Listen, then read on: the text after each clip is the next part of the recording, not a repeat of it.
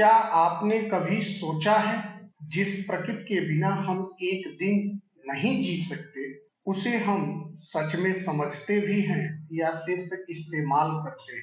आज पूरी दुनिया में प्रकृति को लेकर चर्चा तेज है।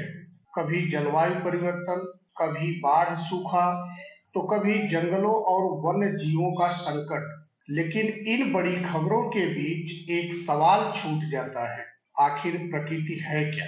प्रकृति सिर्फ पेड़ पौधे नहीं, बल्कि वह पूरा तंत्र है जिससे हमारा जीवन चलता है।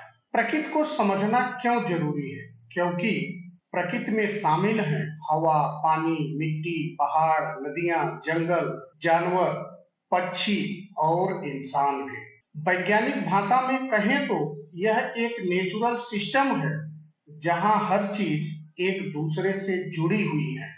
अगर जंगल कटते हैं तो बारिश का संतुलन बिगड़ता है। अगर नदियां प्रदूषित होती हैं तो पानी और स्वास्थ्य दोनों प्रभावित होते हैं। यानी प्रकृति को नुकसान, आखिरकार इंसान को ही नुकसान है। आम आदमी के लिए प्रकृति का मतलब है स्वच्छ हवा, पीने का पानी, खेती, रोजगार और स्वास्थ्य। जब प्रकृति असंतुलित होती है तो महंगाई बढ़ती है, फसलें खराब होती हैं और बीमारियां बढ़ती हैं। छात्रों के लिए यह विषय सिर्फ जानकारी नहीं, बल्कि प्रतियोगी परीक्षाओं का भी अहम हिस्सा है।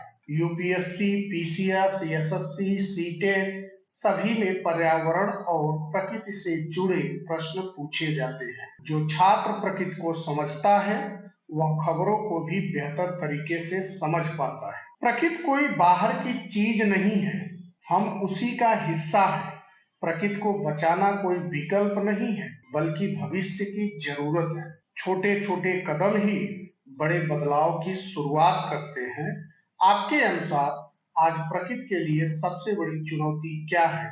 कमेंट में अपनी राय जरूर लिखिए।